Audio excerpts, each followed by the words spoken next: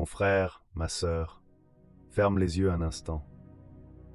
Juste un instant. Plonge dans ce noir absolu, ce silence visuel que des millions d'êtres humains vivent chaque jour, chaque nuit, sans jamais avoir connu la lumière. Maintenant, rouvre les yeux. Cette lumière qui t'accueille, ses formes, ses couleurs, ses visages aimés. Combien de fois as-tu remercié Allah pour ce seul bienfait depuis ce matin, depuis cette semaine? Allah dit dans son livre, si vous comptiez les bienfaits d'Allah, vous ne sauriez les dénombrer. Une seule phrase, un seul verset. Et pourtant, combien de temps faut-il pour vraiment la laisser résonner en soi? Nous vivons à une époque de comparaison permanente. Nous regardons vers le haut, vers celui qui a plus, qui réussit mieux, dont la vie semble plus légère. Et sans même nous en rendre compte, nous oublions de regarder autour de nous. Le prophète sallallahu alayhi wa sallam nous a transmis une sagesse précieuse. Regardez ceux qui sont en dessous de vous et ne regardez pas ceux qui sont au-dessus.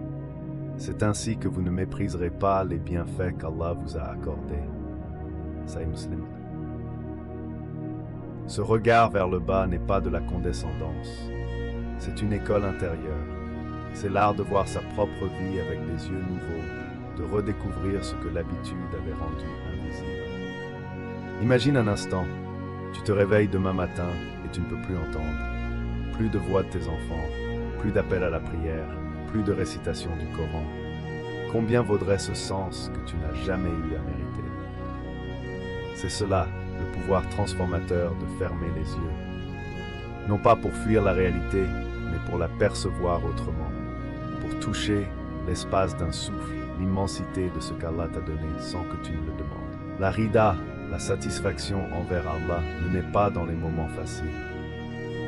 Elle naît dans ce travail intérieur, discret, quotidien. Elle naît quand tu choisis de voir ce qu'Allah t'a donné plutôt que ce qu'il ne t'a pas encore accordé. Quelque part en ce moment même, un être humain prie pour ce que tu possèdes déjà.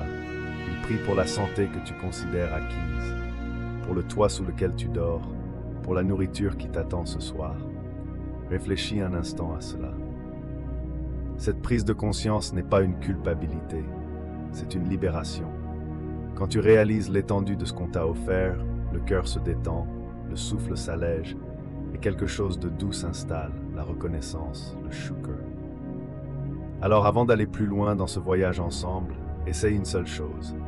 La prochaine fois que quelque chose te pèse, ferme les yeux.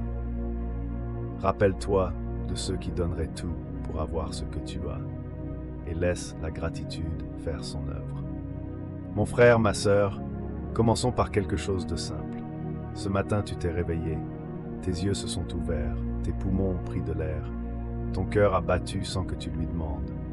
Ces trois réalités à elles seules valent une vie entière de gratitude. Pense à tes yeux, deux petits organes que tu n'as jamais fabriqués, jamais réparés, jamais allumés. Grâce à eux, tu vois les visages de ceux que tu aimes. Tu lis la parole d'Allah, tu contemples la beauté de sa création. As-tu déjà remercié Allah pour tes yeux? En ce moment même, des millions de personnes vivent dans l'obscurité totale, non par choix, mais parce que la lumière leur a été retirée. Ils naviguent le monde sans jamais voir un coucher de soleil, sans jamais lire une ligne. Toi, tu vois, cela seul est immense. Et tes jambes, ces deux piliers silencieux qui te portent chaque jour.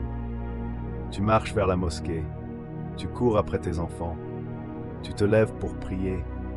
Des êtres humains en ce moment prieraient des années entières pour retrouver ce que tes jambes font naturellement. Allah dit dans le Coran, et si vous comptiez les bienfaits d'Allah, vous ne sauriez pas les dénombrer. Ce verset n'est pas une poésie, c'est une réalité mathématique. Essaie un jour de tout lister. Tu abandonneras avant même d'atteindre ton propre corps. L'eau, simple, transparente, sans goût. Tu tournes un robinet et elle coule. Tu n'y penses jamais. Pourtant, des millions de femmes marchent chaque jour des kilomètres sous un soleil brûlant pour apporter quelques litres d'eau à leur famille. Cette eau que tu bois ce soir, elle est un cadeau royal. Le prophète Sem nous a enseigné une sagesse précieuse. Regardez vers ceux qui sont en dessous de vous et ne regardez pas vers ceux qui sont au-dessus. afin de ne pas mépriser les bienfaits d'Allah.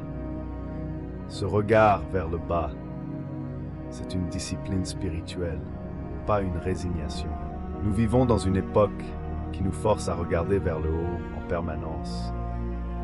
Les réseaux sociaux nous montrent ce que nous n'avons pas. Les publicités creusent le sentiment de manque. Cette surexposition finit par nous convaincre que nos vies sont pauvres, alors qu'elles sont en réalité extraordinairement riches. Voici un exercice concret. Avant de dormir ce soir, assieds-toi un moment et énumère 10 bienfaits que tu as reçus aujourd'hui. Pas des grandes choses extraordinaires, des choses ordinaires, la chaleur de ton repas, le sourire d'un proche, le silence d'un moment de paix. Compte-les. Cette pratique, ce digue du regard intérieur, transforme le cœur lentement mais sûrement. Elle ne change pas les circonstances extérieures, elle change quelque chose de bien plus important. Elle change la façon dont tu te tiens face à ta vie. Elle installe la rida, la satisfaction, profondément dans l'âme. Car la rida n'est pas l'indifférence. Ce n'est pas fermer les yeux sur la réalité. C'est voir la réalité dans sa totalité, y compris ce qu'on oublie de voir. Le manque attire l'attention naturellement. L'abondance, elle, exige un effort conscient pour être reconnue. Alors mon frère, ma sœur, cet effort conscient, c'est ta responsabilité. Pas pour nier ce qui est difficile, mais pour ne pas laisser la difficulté effacer tout le reste. Les bienfaits invisibles sont là, patients et silencieux, attendant que tu les remarques enfin. Mon frère, ma sœur, il y a une habitude silencieuse qui ronge la gratitude plus que toute autre chose. Elle s'installe sans qu'on la remarque, elle grandit sans qu'on l'invite. Cette habitude, c'est le regard horizontal, toujours scruter ce que l'autre possède. Le prophète sème l'a enseigné avec une clarté qui traverse les siècles. Regardez ceux qui sont au-dessous de vous et ne regardez pas ceux qui sont au-dessus. Une directive simple. Mais combien d'entre nous font le contraire, matin et soir? Aujourd'hui, cette comparaison est amplifiée par 1000 écrans. On voit la maison de l'autre, ses voyages, sa réussite, et presque jamais ses épreuves cachées. On compare notre intérieur à la façade soigneusement choisie des autres. C'est une balance faussée dès le départ. Réfléchis un instant. Quand tu regardes vers le haut, vers celui qui a plus, qu'est-ce qui se passe dans ton cœur? Une légère contraction, un sentiment d'insuffisance, la sensation que ce que tu possèdes ne vaut rien, alors que l'instant d'avant, tu étais peut-être en paix. La comparaison ne t'apporte rien de ce que tu désires. Elle ne t'élève pas, elle ne te rapproche pas d'Allah. Elle efface simplement ce qu'il t'a déjà donné. C'est pour cela que le prophète ﷺ a dit que ce regard vers le bas préserve la gratitude, car il remet les bienfaits à leur juste place. Mais il y a quelque chose de plus profond encore. La vraie antidote à la comparaison n'est pas seulement de regarder vers le bas, c'est de se retourner vers soi-même. C'est l'introspection. Ce voyage intérieur qui révèle ce qu'aucun regard extérieur ne peut voir. Sais-tu ce qu'Allah t'a donné à toi spécifiquement? Pas à ton voisin, pas à celui que tu admires, à toi. Tes dons sont singuliers, une intelligence particulière, une sensibilité précise, une résilience forgée par tes propres épreuves. Ces trésors ne ressemblent à ceux de personne d'autre. Allah dit dans son livre, « Si vous comptez les bienfaits d'Allah, vous ne sauriez les dénombrer. » Il ne dit pas que les bienfaits sont rares, il dit qu'ils sont innombrables. Chaque être humain en est submergé, mais seul celui qui se retourne vers lui-même commence à les percevoir. Chaque bienfait qu'Allah t'a accordé est un don gratuit. Tu ne l'as pas mérité par tes seuls efforts. Il t'a été offert avant même que tu le demandes. Ce regard-là, ce regard qui reconnaît la gratuité du don, c'est le commencement de la rida, la satisfaction sincère envers Allah. Alors à partir d'aujourd'hui, avant de regarder autour de toi, regarde en toi. Fais l'inventaire de ce qu'Allah a déposé dans ta vie. Non pas pour t'aveugler aux difficultés, mais pour ne plus jamais laisser la comparaison effacer ce qu'il t'a confié avec amour et précision. Tu viens de faire l'inventaire de tes bienfaits, tu as commencé à voir. Mais voici une vérité que peu entendent jusqu'au bout. Chacun de ces bienfaits que tu viens de compter est aussi une épreuve. Oui, le bien lui-même est un test. Allah dit dans le Coran, « Nous vous éprouvons par le mal et par le bien à titre d'épreuve. » Coran 20 que l'ordre des mots. Allah mentionne le mal en premier, mais il précise bien que le bien aussi est une épreuve. Ce n'est pas une exception, c'est une règle. On a souvent l'image de l'épreuve comme quelque chose de douloureux, une maladie, une perte, une difficulté. Et c'est vrai. Mais pensez-y un instant. Combien d'hommes ont été détruits non par la pauvreté, mais par la richesse, non par la faiblesse, mais par le pouvoir.